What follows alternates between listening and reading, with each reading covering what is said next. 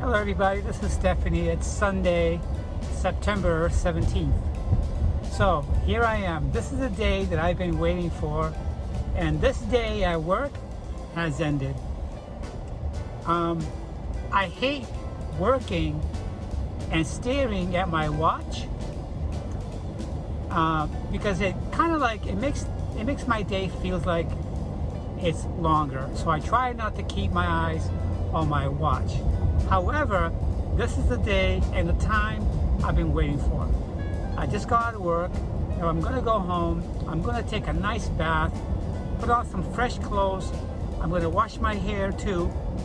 And I'm meeting up with a relatively new friend that I've known for maybe about a month and a half.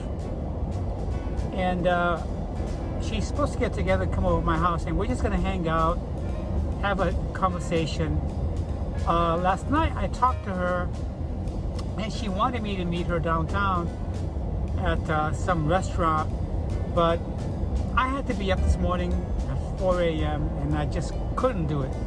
I couldn't do it. So last night we spoke for about an hour and a half, and I asked her if she wanted to come by, and she agreed. So in a few hours she'll be coming by, and we're just going to hang out. So other than that, when I come back, I got more to talk about.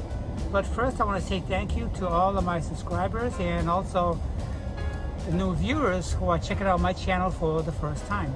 If you guys find something or see something that resonates with you, please consider on subscribing. I appreciate your subscriptions, your comments, and your thumbs up. Don't forget to share. We'll be right back with more. I'm not suggesting anything so complicated.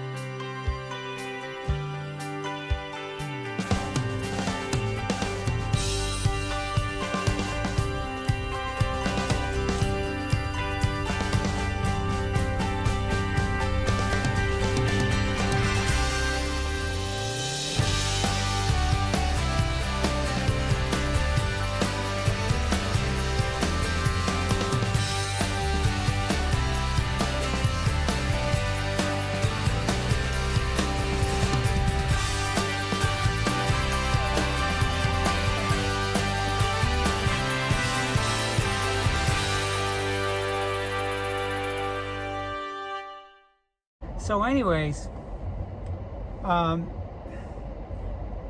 happy that the next couple of days I'm off. I have a lot going on tomorrow with my realtors. I'm supposed to meet my realtors in the town just north of Tampa, where I truly fell in love with this community. The thing that happened is, when I made an offer on a home that I really like, no one knows when it's gonna be off of probate. We don't know. However, tomorrow I do want to revisit a home that I have been saying no to for a while. The reason why I've been saying no to is because I didn't feel that this home had the brightness inside of it as the first home I made an offer on, okay? And at the time when I was turning it down, the owner had the pictures taken for publication with all the furniture still inside the house. And there were other things about the house that was different from the first house. However, my realtor sent me new photos of this house when it's totally empty. After the owner moved out, they totally took a picture of it empty, with every room empty. And I must say, it does look a little bit airier and a little bit brighter. So when I go tomorrow to go check it out for the first time, I'm going to try to picture it with my things in it and try to look at it with the changes that I like, and see what happens. I'm not going to know what happens until I walk in it. The house I made an offer on, I liked it right away without even seeing it. Could that be an indication of how I might feel about this house I'm seeing tomorrow without ever looking at it? The first house, I liked it right away. I liked the floor plan. I liked the different things that I made a comment about it in my last video. And I'm happy that I have an offer on it, but I just don't know what's going to happen when the new owner is completed with the probate that it's going through right now. And I did speak with a couple of lawyers. They gave me some consultation about it. They said that you never know how long a probate can last for with the courts. It can last minimum up to a year in Florida. Okay, so some people say that it can last as much as 3 months. I read it could be a year minimum. You just don't know. I talked about this with my manager, and he said that his sister was waiting for a home to go through probate, and it lasted about a month. Every situation is different. Okay, I've been getting a feeling like my realtor is trying to push me or steer me into looking at other homes, but I truly like the first home.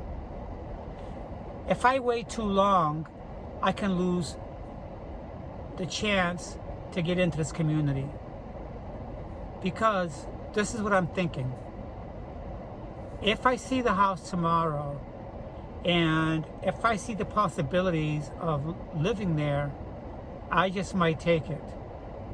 As bad as I may feel, if the other home gets out of probate shortly after I move into the community.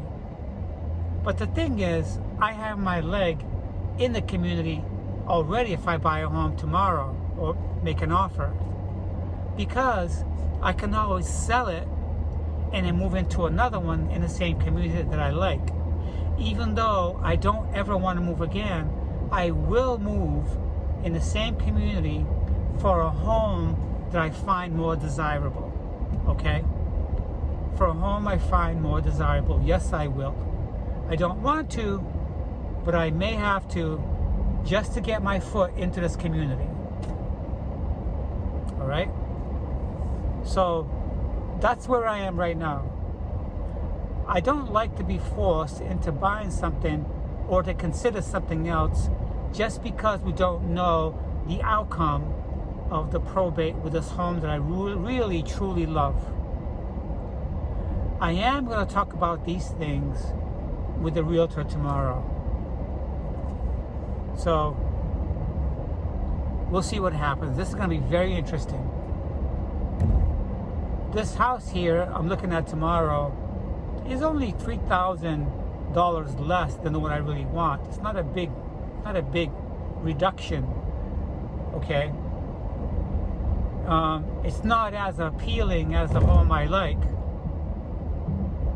And I've mentioned my feelings about this with people I work with, and they said, then don't settle. Then don't settle. I can very easily take that position and not settle, but I could lose it all. Okay? Because I may hold out until the probate's over, and then I do have first choice because I made the first offer on the home. I'm not going to be bypassed, even if I'm not in a contract. Okay? The worst case scenario is the new owner, the woman who's the niece of the owner who passed away, she could decide to pull it off the market. That's something that my realtor said. She can do whatever she wants with it. She can pull it off the market. She could ask for more money for it. any one of those scenarios would kill it for me, and then I would have no problem with buying something else. Okay? I would be guilt-free. I would not feel bad at all about it. But picture yourself in my position. You put an offer in a home, and then the following day, when you're expecting to hear a counter offer, the seller dies. And now they have to go through the court system to try to follow the wishes of the original seller who died. You don't know how long it's going to take. There isn't a whole lot of homes in there for sale. Okay, there might be one or two, and the rest are all pending. They have contracts on them. And by the way, there are a few of the houses like the one I like, but they're all under contract. The ones that's not under contract are less appealing. Okay, but they're not bad homes. But picture yourself in my position. What would you do? What would you do? At least, if I agree to buy something this week or put an offer in tomorrow, I'm already in the community. And while I'm living there, something can surely pop up for sale. And then I will put my home in the market. Okay? The home I'm looking at tomorrow would be on the market for over 50 days. Almost 2 months. And there's no offer on it. What does that tell you? It may describe the feelings of people who are looking at it, and they're saying the same thing that I'm thinking. That house is not as appealing as the rest. And that's why it could probably still be in the market. But you don't know. My realtor can call me tomorrow and say, guess what, Stephanie? The house we're supposed to look at today, they received an offer on it. Do you also want to put an offer on this? Probably not. That's where I stand right now. Okay? It's incredibly stressful. It's incredibly stressful. But anyway, I'm going to decompress by thinking about I have to go home. I'm going to take a nice bath, put on some fresh clothes, get something to eat. I got to do my laundry, and my friend is supposed to come over, so that's where I am. So anyways, yeah, so it's going to be exciting tomorrow.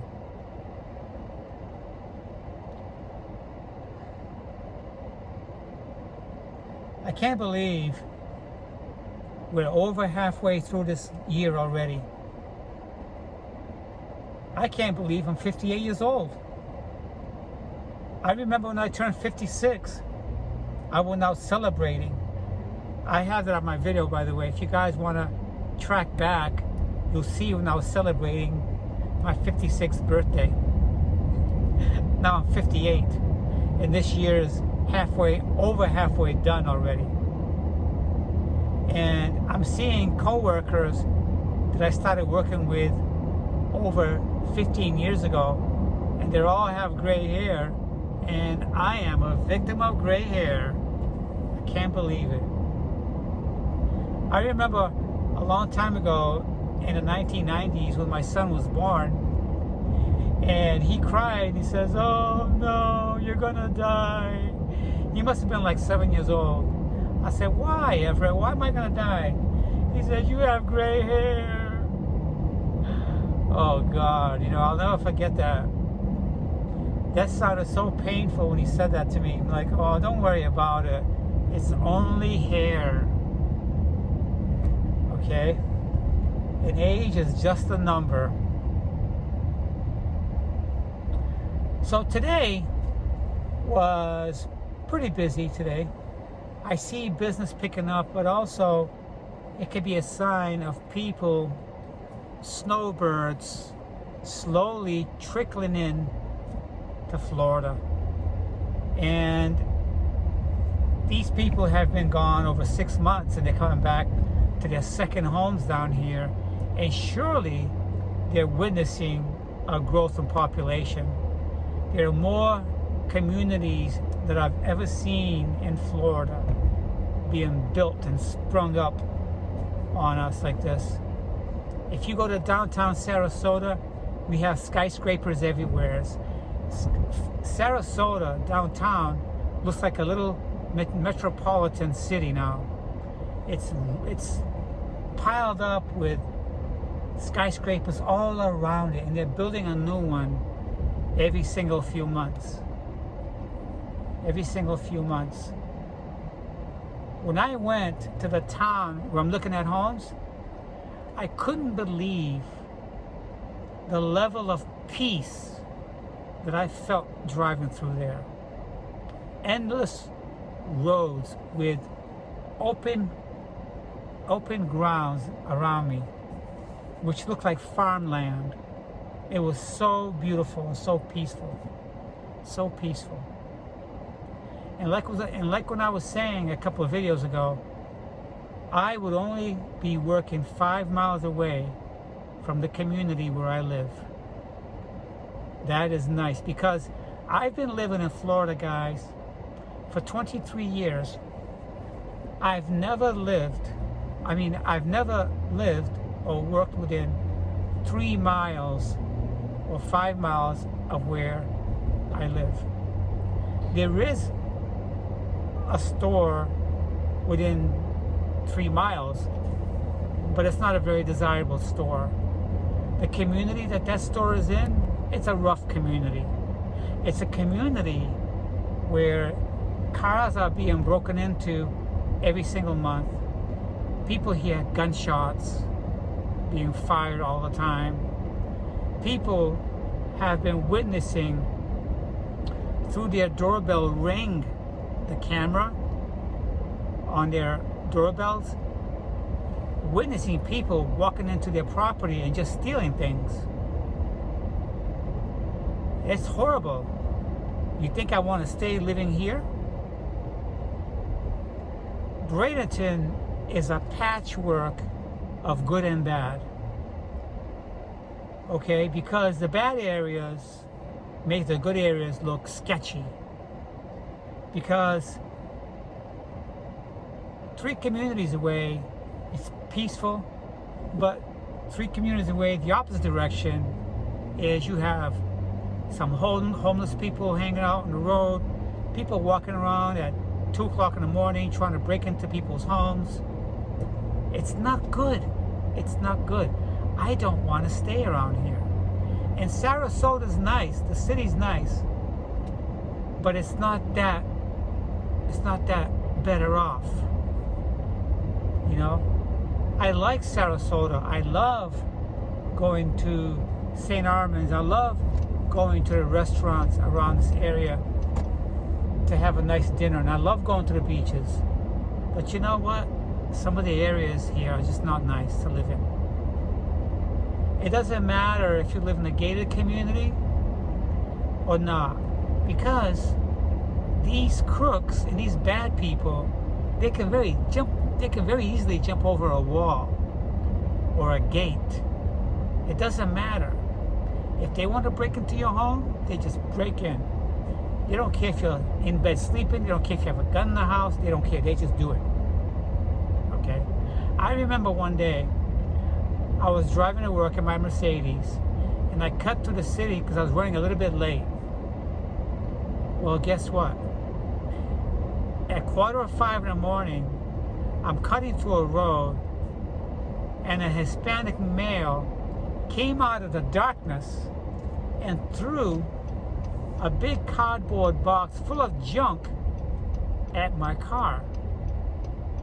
I tried to swerve to get out of the way, but the box of those things he had just deflected off the rear hood and dented my hood of my car.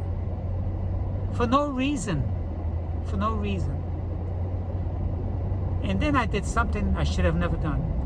I turned around to get a closer look at him, And more people started coming out of the woodwork at 4:05 in the morning, like the Walking Dead, guys. These people were walking towards me like the Walking Dead movies. I was nervous. I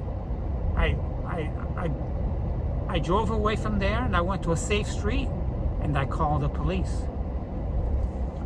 Sure enough, the police found the people who were throwing things at vehicles that were driving by, and the guy who hit my car was arrested.